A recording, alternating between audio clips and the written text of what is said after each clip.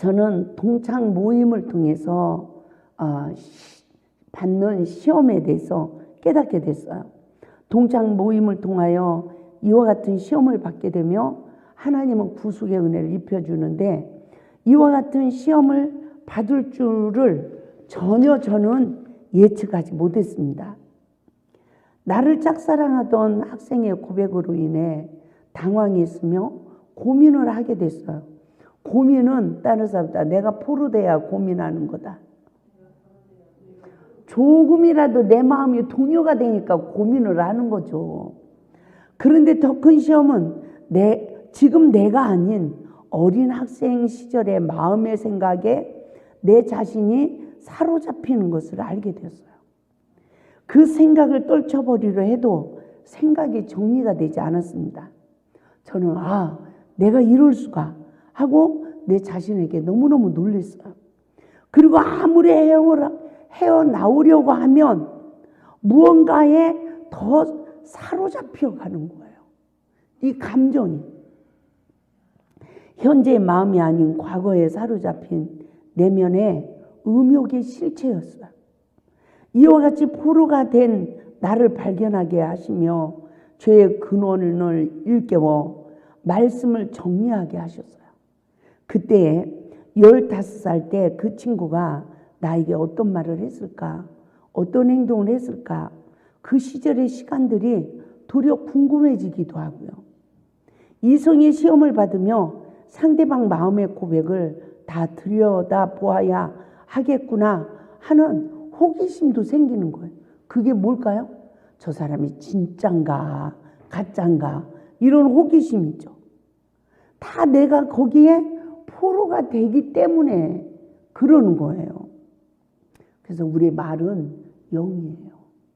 미운 사람을 놓고도 네가 최고 이쁘다, 네가 최고 이쁘다 그러면 이 사람은 지금 거짓말하는 거야. 근데 듣는 사람은 포로가 된다 안 된다? 포로가 되는 거예요. 그리고 저 사람이 진짠가 가짠가 하면서도 내 마음을 내가 관리해요? 못해요? 못하게 되는 거예요. 이게 포로된 자는 말씀으로 시험을 이기지 못하는 그런 상태를 말하고 있습니다. 그런데 하나님께서 그 음욕의 마음의 생각은 현재의 나를 사로잡는 것이 아니라는 거예요. 15살 때 심겨진 죄악의 씨앗이라는 것을 깨닫게 하셨어요. 그 상대방이 지금 나에게 와서 사랑해 해가지고 간음의 영이 내 몸으로 들어간 게 아니라 이미 과거에 들어있는 것이 드러난다는 거죠. 그러니까 시험이 복이래요.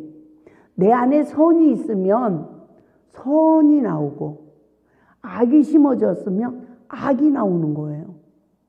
그러면 악이 나오는 것을 회개하고 십자가에 못 박으면 시험이 복이 되는데 거듭나는 축복을 받게 되는 거예요. 할렐루야. 그래서 내면의 욕구로 남은 이성과 감성의 나이를 생각해 봅시다. 이성의 사랑이 싹트는 시점에서부터 사랑을 완성하여 아름다운 결실을 맺는 삶을 살았다면 우리에게는 사랑의 목마름이 없었을 것입니다. 많은 사람들은 사랑의 실패의 원인으로 내면의 욕구로 인한 감성을 다 가지고 살아가고 있다는 거예요. 이와 같은 감성은 성숙해지지 못한 이성의 나이인 줄 믿습니다. 이 이성의 감성이 성숙하지 못한 원인은 이성의 상처로 말미암아 사단의 포로가 되어 이성의 나이가 성장했다 안 했다? 성장을 못하니까 바른 이성의 인격이 형성되지 않은 것입니다. 그러므로 세상을 살아가면서 사랑하고 싶고 받고 싶은 내면의 욕구에 포로되어 있는 줄도 모르는 그 무지 상태에서 얼마나 많은 사람들이 그냥 살아가고 있습니까? 그러나 언제 드러납니까? 이 모든 죄성이 이성의 시험이 올 때 이성의 상처가 많을수록 내면의 욕구가 더 드러난다는 거예요. 저는 이와 같은 시험을 받으며 35년의 세월 동안 그 감정을 사단이 포로하고 있다는 것을 알게 했습니다. 그 결과 피차 흉악의 결박에서 풀려나지 못하고 정욕의 노예 생활을 할 수밖에 없었던 영적 원리를 깨닫게 되었으며 방황하던 시간들을 다 기억나게 하셨어요. 하나님, 이 시험을 통하여 복을 받게 해주세요 라고 간구하며 음욕을 품으면 마음에 이미 간음했다고 말씀하셨는데 이와 같은 간음의 영에 왜 내 자신이 사로잡히는가? 이래서 기도하는 사람들도 이성에 넘어지는구나 라고 얼마나 두려운 마음을 갖게 됐는지 몰라요. 이 두려운 마음을 가지고 있으면서도 모험심을 가지고 접근하며 하나님, 거듭나는 원리를 깨닫게 해주세요 라고 구하게 되었습니다. 그리고 지난 그 추억의 시간들을 회상해 보려고 했어요. 그러나 나는 이미 기도에 많은 시간을 하나님 앞에 드리게 되었고 세상의 모든 것을 잊으려 노력했기 때문에 옛날의 기억들은 잘 나질 않았습니다. 저는 31살 때 성령 받고 거듭났다라고 신앙생활을 하게 됐고 하나님의 일을 하게 됐죠. 그러나 이 죄의 뿌리가 아직 뽑히지 않은 내 자신의 영적 실존을 보는 구속의 은혜를 하나님이 허락하신 거예요. 음욕의 죄의 쓴뿌리를 치유받지 못한 영적 상황이었습니다. 누구나 이 세상에 태어나 내가 사랑했노라 하고 생각이 나는 사람이 있을 것입니다. 그 생각은 죄의 근원의 뿌리입니다. 이 뿌리를 제거하지 않으면 새로운 행복한 삶을 찾을 수가 없다는 것입니다. 새로운 가정을 이루고 산다고 해도 한 몸이 되는 온전한 사랑이 성취되지 않는다는 거예요. 그래서 정욕적인 사랑, 마귀적인 사랑으로 시기하고 질투하며 의심하는 의부증, 의체증을 다 가지고 살아가고 있다는 거예요. 그 결과 서로의 쓴잔을 마시지 못하고 십자가를 지지 못하니까 아름다운 열매를 맺지 못하는 거예요. 자기의 쓴잔을 마시지 못한다는 건 뭡니까? 내가 처녀 때 바람을 폈어. 하나님이 용서해 줬어. 그러면 누구를 만날까요? 바람 피는 남자를 만나. 그게 보응의 잔이에요. 쓴잔이야. 그러면 주님이 나를 용서하신 같이 용서를 해야 자기 십자가를 지고 주님을 따르는 자의 삶으로 아름다운 열매를 맺는 거 아닙니까? 맞죠? 그래서 이 뿌리를 제거하지 않으면 우리는 새로운 행복한 삶을 살아갈 수가 없다는 것입니다. 새로운 가정을 이루지 못할 뿐만 아니라 한 몸이 되는 온전한 사랑을 하지도 못하고 정욕적인 사랑, 마귀적인 사랑으로 시기하고 질투하며 의심하는 의부증, 의처증을 다 가지고 살아가기 때문에 서로의 쓴잔도 마시지 못하고 십자가를 지는 삶으로 아름다운 열매를 맺지 못하고 도리어 상처를 주고 상처받는 관계로 마태복음 10장 36절 말씀처럼 내 집안 식구가 원수라고 이러한 원수 관계가 되어서 죄와 저주에서 해방을 받지 못하고 이 불행한 삶이 누구에게까지 가요? 후손에게까지 가는 거예요. 그러므로 나는 무엇에 사로잡힌 지체인가? 우리들 자신을 분별합시다. 이성의 시험을 비롯한 음욕의 근본된 죄의 뿌리를 뽑지 않으면 시험이 올 때마다 이긴다 못 이긴다? 못 이긴다는 거예요. 그러므로 짝사랑 첫사랑의 경험이 죄라는 것을 인식하고 시인하고 회개해야 합니다.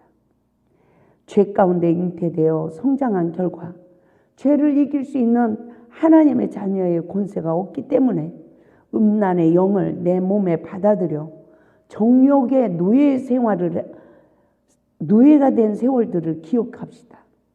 그리고 얼마나 많은 것을 잃어버리고 상처를 주고 받았는지를 생각하여 다시 한번 온전한 회개의 은혜를 입어야 될 줄 믿습니다.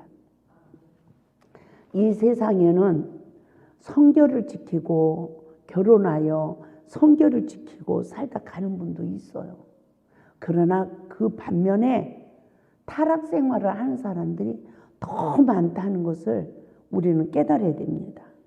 그나마 그 속에서도 하나님이 건져주셔서 하나님의 영으로 거듭나니까 세상을 이기고 죄를 다스릴 수 있는 권세도 받게 하시고, 또 저처럼 말씀으로 또 속사람이 거듭나는 복도 받아서 신부단장에 올인하는 은혜를 입는 거룩한 무리들도 있다는 것을 기억하시기 바랍니다. 우리의 의로 거룩해지는 게 아니에요. 보혈의 능력인 줄 믿습니다. 할렐루야. 그래서 짝사랑 첫사랑은 아름다운 추억이다 아니다? 아니다. 어려서 언제를 가지고 태어나서 내 죄를도 못 보고 구속의 주도 못 보는 죄와 저주 아래 태어난 우리가 어떠한 누구로 비롯됐든지 제일 상처를 많이 주는 사람이 부모래요. 이 부모로부터 상처받으며 인격이 잘못 성장하지 못했는데 내가 80% 인격이 성장하지 못하고 상처받았으면 누군가가 사랑해 그러면 그 간음형이 들어와서 이 80%를 나를 사로잡는 거예요. 그러니까 나는 내 의지가 20%밖에 없는 거야. 그러니까 80%또 간음형에 끌려다니면서 살아가는 거예요. 내면의 욕구가 사랑에 목마르더라고요. 이것이 치유가 안 되면 안정된 삶을 살아갈 수가 없음을 믿으시기 바랍니다. 그래서 죄가 짝사랑 첫사랑 그 상처받은 마음에 간음의 영이 들어온 그 시점부터 우리는 저주의 영에 사로잡혀 죄와 저주 아래 삶으로 죽이고 죽는 가인과 아벨의 삶을 살아가지 않습니까? 그 결과 가정을 이루었다 해도 온전히 한 몸을 이루지 못하고 서로가 또 방황하는 부부가 얼마나 많이 있습니까? 결국 이혼하는 부부도 많이 있습니다. 또 그 후손들의 삶은 얼마나 아픔 속에서 성장을 합니까? 결코 짝사랑 첫사랑은 아름다운 추억이 아닌 것입니다. 빨리 죄의 근원이라는 것은 깨닫고 죄가 그 시점부터 시작됐구나 라는 것을 깨닫고 우리는 생각을 바꿔야 합니다. 결국 원수마귀에 속았던 시간입니다. 죄를 죄로 인식하고 시인할 때만 바른 회개를 하여 죄사함을 받을 수 있는 줄 믿습니다. 첫째, 죄를 죄로 알아야 돼요. 그리고 원망불평하는 자는 십자가 은혜를 잊지 못해요. 마음 관리를 내가 못한 거야. 아니면 또 내가 아버지가 바람 필 때 내가 판단했어.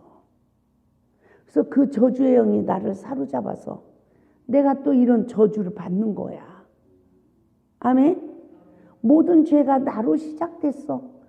그래서 죄를 죄로 알고 죄가 나로 시작된 것을 알고 하나님 앞에 바른 변론을 하면 너희 죄가 주홍같이 붉을지라도 양털같이 눈과 같이 희게 하리라.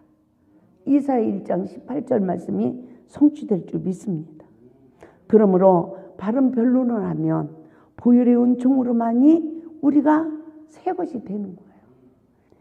그래서 말씀으로 변화를 받으면 말씀으로 시험을 이기고 생명을 나누어주는 그리스도인의 삶을 살게 되는 줄 믿습니다.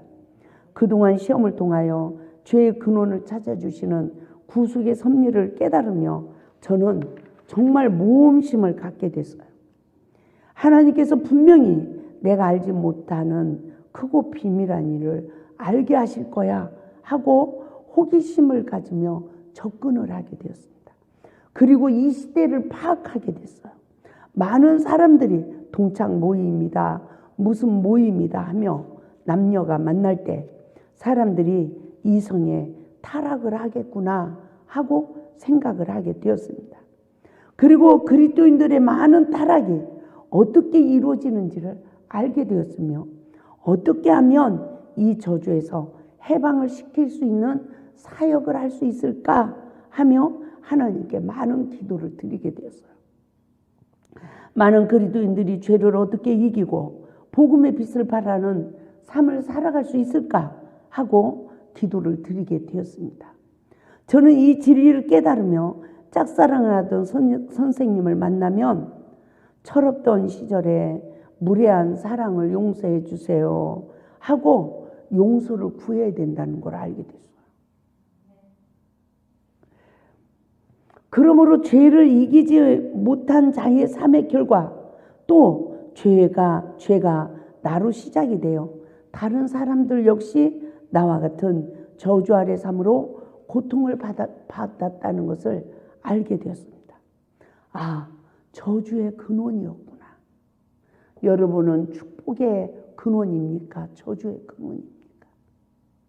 내가 거듭나서 내 관리를 하고 다른 사람에게 생명을 주는 자가 되지 못한다면 결국 저주의 근원이 되고 마는 것입니다. 그러나 주여 구속의 은혜로 거듭나게 하시고 복의 근원이 되게 하소서라고 기도를 들으며 저는 울부짖게 되었습니다. 인생의 실패의 근원은 사랑의 실패입니다. 이와 같은 진리를 일깨움을 받으며 그동안 아픔을 받았던 감정이 다시 솟구쳐 목 놓아 울고 또 울며 가슴을 찢는 기도를 드리게 되었어요. 사랑한다고 했지만 참 사랑이 아니었어요. 거짓 영에 다 속아서 내가 그동안 때로는 얼마나 내 자신이 힘들었고 또 얼마나 남편을 괴롭혔는지 울고 울어도 그 눈물이 그쳐지지 않는 눈물이었습니다. 사랑을 받던 시간도 사랑을 한다고 고백했던 시간도 결국 아름다운 고백이 아니었습니다. 사랑의 실패의 결과를 깨달아 봅시다. 누가 온전한 사랑의 성공자인지 순수한 사랑은 어느 사이 메말라 버리고 나의 유익을 찾아 나선 방랑자들의 모습이 아닌지 내 자신의 이익을 추구하는 사랑으로 전략해 버렸으며 이익이 없을 것 같으면 가차없이 돌아서는 냉정함, 비열한 사랑은 아닌가. 그럼에도 자신의 실체를 확인하지 못하는 맹인들의 행진의 삶을 살아가고 있지 않은지 우리들 자신의 영적 실체를 볼 수 있는 은혜가 임해야 될 줄 믿습니다. 참 사랑을 찾아 나섰지만 이 세상에는 참 사랑이 있어요, 없어요? 없어요. 왜 그렇습니까? 서로가 다 사탄의 영에 포로되어 있기 때문에. 율법의 저주 아래 태어난 우리는 거듭나야 온전한 사랑을 승화시켜 아름다운 열매를 맺는 삶을 살게 될 줄 믿습니다. 사랑의 실패의 결과 누군가를 배신해야 했으며 또다시 심은 대로 거두는 삶으로 배신을 당해야 하는 아픔의 연속이 아니었는가 깨달아 봅시다. 이와 같은 아픔에 몸부림을 치며 죽음과 싸우던 어느 날 하나님의 참사랑의 맛을 보게 하셨습니다. 그 참사랑을 나누는 삶으로 그리스도인의 삶을 살려고 몸부림을 치고 있지는 않았는가. 그러나 그 사랑마저 어느 사이 식어지고 더 이상 사랑의 경지에 이를 수 없는 자신을 발견하고 있지는 않은가. 결국 원수에게 속은 삶으로 그리스도인의 빛을 발하지 못하고 있는 영적 상태가 이 시대의 현실이라는 것입니다. 사랑에 굶주려 죽음의 덫에 걸렸던 내 자신을 불러주신 하나님의 사랑은 형용할 수가 없었습니다. 수가성 여인처럼 물동이를 버려두고 와보라 라고 외쳐보았던 그러한 그 전도의 열정, 이 복음을 전해야 된다는 열정이 저를 사로잡기도 했습니다. 그 뒤 제사장의 반열에 세워주셨음에도 또 불구하고 온전히 사명을 감당하지 못했던 시간들을 또 알게 되었습니다. 이제야 낮아지는 것이 무엇이라는 것을 알게 되었고, 나를 부인하고 남을 상대방을 높이라는 말씀에 그 깊이와 넓이와 높이와 길이를 알게 되었습니다. 아, 하나님의 사랑은 형용할 수가 없구나 하고 사랑의 깊이에 감사를 드리게 되었습니다. 그래서 그 하나님의 사랑은, 그 하나님의 말씀은 살았고 운동력이 있대요. 우리의 생각, 마음, 이 골수에 박혀진 죄, 나는 기억도 나지 않는 죄, 이 모든 죄까지 다 끄집어내서 죄를 죄로 알게 하고 회개하도록 도우셔서 십자가의 대속의 은혜로 나를 죄와 저주에서 해방시키는 하나님의 위대한 사랑, 그 깊이를 깨닫는 은혜가 있기를 바랍니다. 할렐루야. 우리는 알아야 합니다. 하나님께 바른 변론을 하여 죄와 사망의 법에서 해방을 받을 수 있기를 바라는, 저는 그 마음으로 이 부끄러움을 숨기지 않고 글을 쓰게 되었습니다. 음란의 영에서 거듭나지 못한 자는 또 다른 상대자에게 음욕을 품게 하여 썩은 열매를 거두는 사망에 이른다는 것을 깨달읍시다. 이성의 시험을 통한 내면의 주인의 정체성을 보는 영적 눈을 뜹시다. 또 내면에 하트를 그리다 가버린 나그네가 몇 명인지 주님이 나를 아신 같이 나를 아는 은혜가 임하길 바랍니다. 그래서 내 안에서부터 흉하게 결박이 풀려져야 되는 삼일째 하나님의 구속의 은혜를 입어야 된다는 것을 깨달을 수 있길 바랍니다. 할렐루야. 그래서 마음의 음욕을 품은 영적 상태는 뭐하다고 그랬죠? 이미 간음한 영적 상태라는 것을 말씀하고 있는 것입니다. 할렐루야. 우리 모두가 예수 안에서 이기고 승리합시다. 우리는 죄와 저주 아래 삶으로 갇혀 있으면 안 되는 것입니다. 어떠한 시험이 온다 할지라도 작은 죄까지라도 성령의 법으로 낱낱이 들춰내서 나를 죄와 저주에서 해방시켜 달라고, 신부단장시켜 달라고 강구하고 부하고 자꾸 두드리는 귀한 은혜가 있기를 주님의 이름으로 축원을 드립니다. 할렐루야.